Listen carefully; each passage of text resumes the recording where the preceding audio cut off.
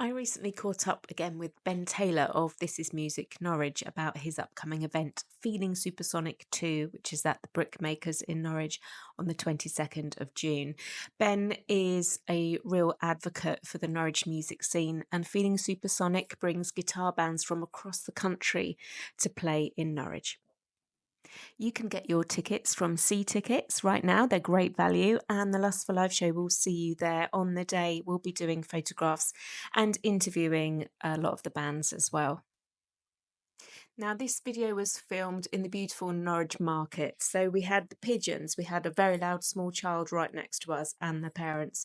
I've done the best I can with the audio, so please bear with me. But do enjoy and listen to what Ben has to say and get your tickets now.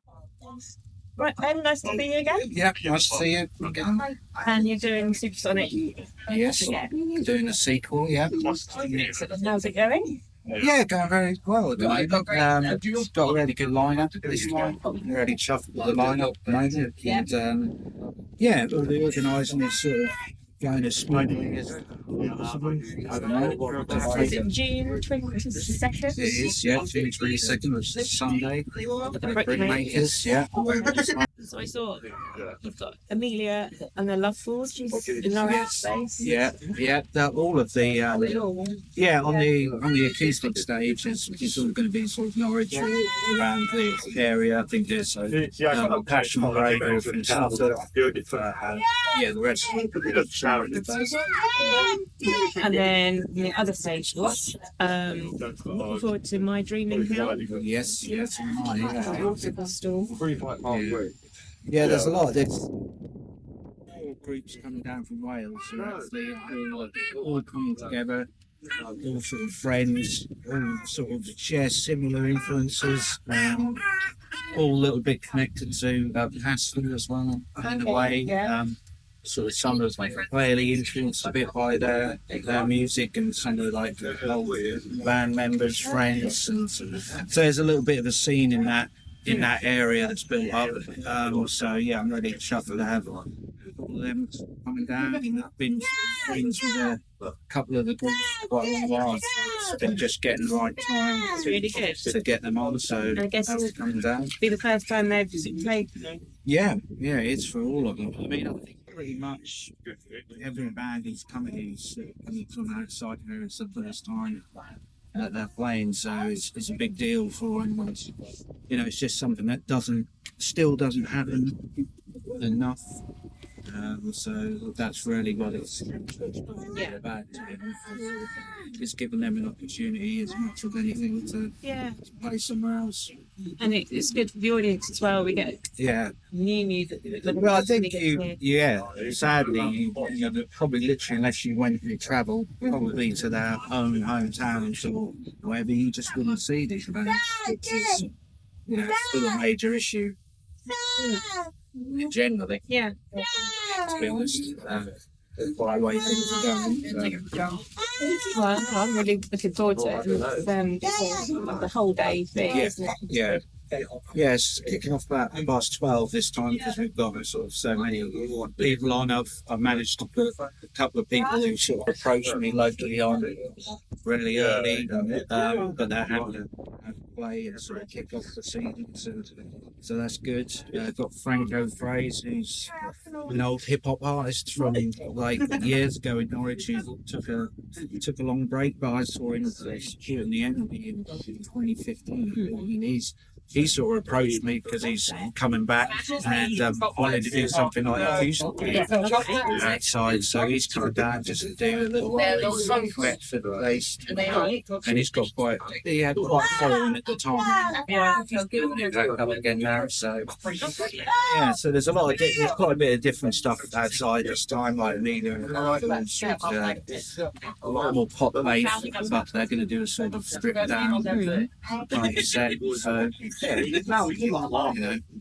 a bit for everybody. So, who else did I see? Subterranean. Are they running about? Yes. Yeah. They're doing it quite a bit at the moment, and they've sort of built up quite quickly over a period of a couple of years, and they've really come on. I think that's sort of one to watch. I think they've signed to Marseille, started a label, and they've signed them to that. So they're kind of similar thing, that sort of 90s influence band, which isn't in vogue at the moment, particularly with the mainstream media and radio and things. So, it's nice for them to get out there and reach some people and get some people their music. That'd be brilliant. And tickets are really good value. Yeah. 12 pounds, and there's a under 18s ticket for £6. A lot of people spent £100 to go and see Oasis. They sold 1.4 million tickets. People certainly found the money, and it's like, for £12 you could potentially see the next Oasis. Well, yeah, I mean, last year you had Marseille.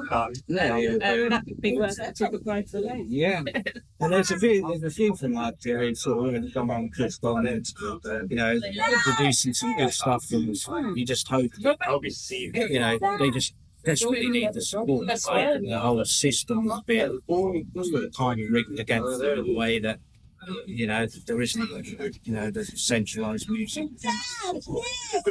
So people, you rarely have to find things, and a lot of people just and then sometimes it's just there's nothing to really draw people's attention to. There'd be a lot of people that go into Oasis this summer who would say there's no good music at the moment. There's nothing, and there is. And there's bands who are clearly influenced by that, doing their own thing. I mean, a lot of the bands have put money basically that. That's my kind of thing from the 90s. I'm really frustrated that people say there isn't anything, or so stubborn that won't come out. And it isn't. They aren't being told basically that they're into this, and there are a lot of good groups, and essentially as much as I'm sure we all love Oasis and everything, it'd be nice to see people collecting attention. Still doing it, and they need it. We've found from travelling to different cities that there are so many. Some like teenagers, and they are like.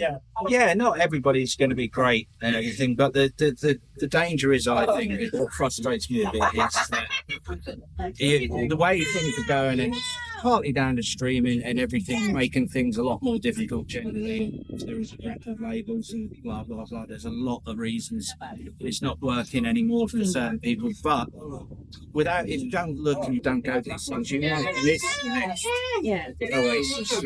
They could get lost, because they can only do it for so long. And then you have to get to real life, and it's hard, and they obviously get disheartened by the fact that you might travel around and they're spending their own money. There's no one paying for them to do it, and we're in danger of losing potentially great songwriters, great guitarists, great musicians. But record labels literally are, now it's saying if you haven't got 50,000 TikTok followers, we're not going to be, do we want all our artists to be performing monitors on TikTok? And years ago they wouldn't have done any of that.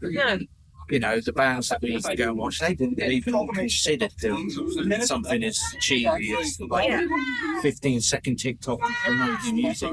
So there has to be another way to do it. And it's just getting people to come out to gigs. Got to keep the venues going as well. There's a whole knock-on effect there. People aren't going to some of the venues, but they will, say, go and see Oasis, which is fair enough. You want to go and see Oasis, but you have to support all the other things, because literally a lot of people don't understand, but they wouldn't be playing Wembley if they hadn't played the Arts Centre, where I saw them years ago. And I think people will come out for it. I hope so. I really do hope so. I mean, the trouble is, you do get a little bit of music scenes now, and these other bands are coming down. They probably tell you the same, that you're starting to get it very regionalised, and it gets a bit of an echo chamber. Like we've got some good bands in Norwich, and they'll sell out doo-doos or they won't, nobody will know them if they go outside Norwich. And this is where the problem is starting. And these bands, that's why they're so desperate to come out and want to play to someone, because otherwise you're playing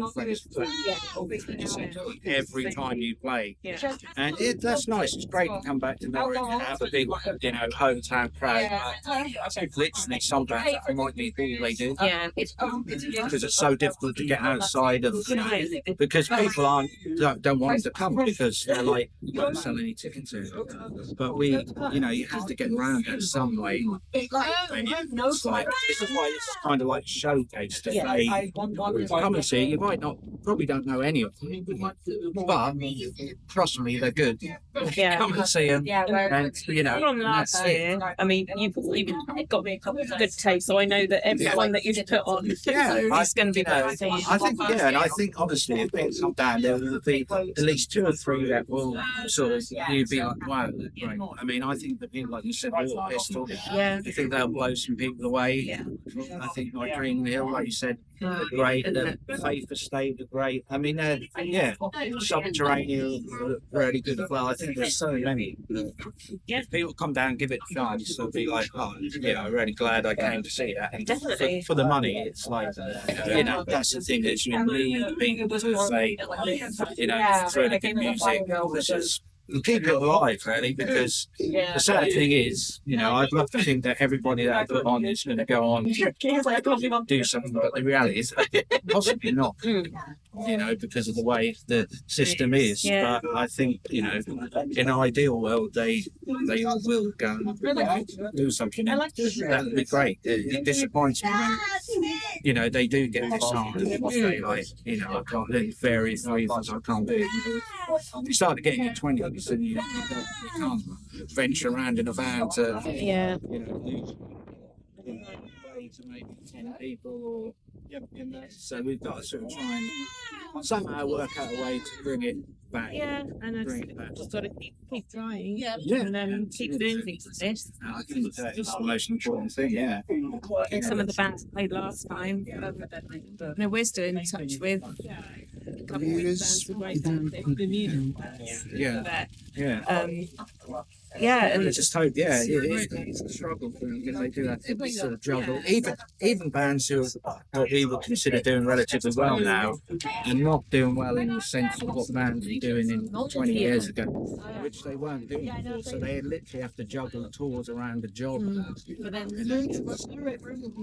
it's sad that is the case. I mean, I think the sort of bands, English teachers who I don't know a lot about, but they were nominated for the Mercury Music Awards. They were saying that they still will still work. And it's like, and it's like it's expected to be a hobby. And if they're still working and they're doing relatively well, then the ones who are a bit further down the scale, they definitely, they are definitely have to juggle like it. And some of them will do it while they're still young and maybe they're at college, university, but then when it starts to like lead, you've got to think, do I do a job? Do I do the music? Do I do that?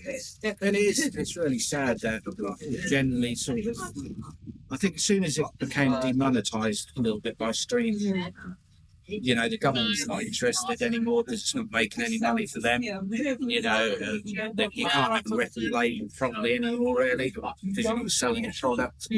So it makes it, there's no money. No. Then money's got to come from somewhere to come into it, to keep everything going. So, it's just somebody just can't keep. I know you're doing a bit show and everything interesting. And there will always be people who will keep the flame. So if you don't go flickering again, that's all you can hope for. Then hopefully this music venue trust and if these big venues do start giving out from every gig that's sold to venues, maybe we'll see something and a bit of a chance of it sort of carrying on. But it would be so disappointing to see sort of music that we all love sort of slowly disappear. So so £12 to support a small venue. Yeah, to get to venue as well. Yeah, to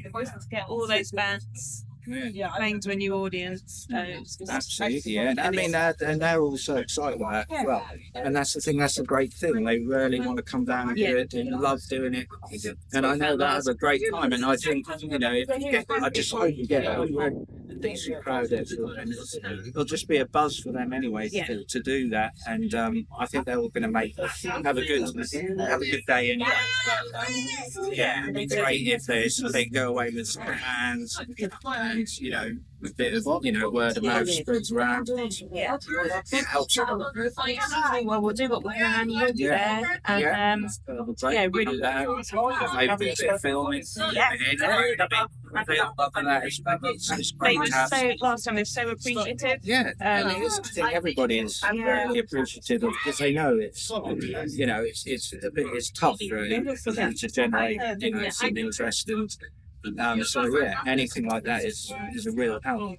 Yeah, no, it's really good. So thank you for doing it. Yeah. Sure. No, I'd always want to do it. I mean, I do want to do it, and there's something, you know, I will use the money and probably a bit in some way, but yeah, I'm just really, it's something I'm passionate about doing. You know, I just want to do it and think I can do my bit. Yeah. It's a small bit. It needs other people to do it, and there are a few other, you know, places around the country trying to do their bit. You know, fingers crossed that it can come an annual That would be amazing, wouldn't it? That would be great. I'm willing to do it if it keeps, you know, hopefully build up a little bit more interest each time. Yeah. Go from there. Wow. See what happens. Yeah. Amazing. So June 20th.